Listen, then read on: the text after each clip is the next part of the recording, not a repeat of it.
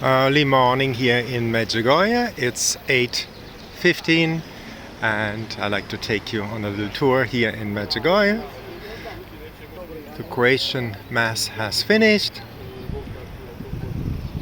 It's a cool, nice breeze, not hot yet.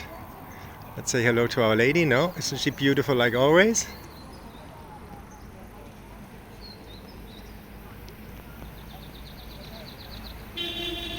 And yeah, look, there was a friend of mine from Poland. I just saw him. He's going to Our Lady.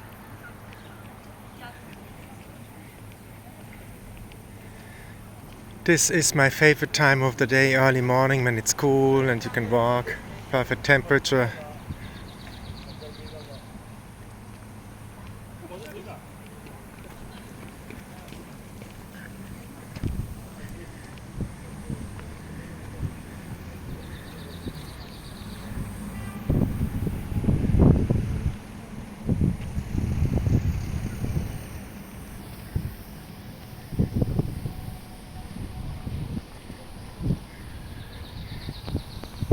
I like this dog, he's so cute. He's always around here at the confessionals.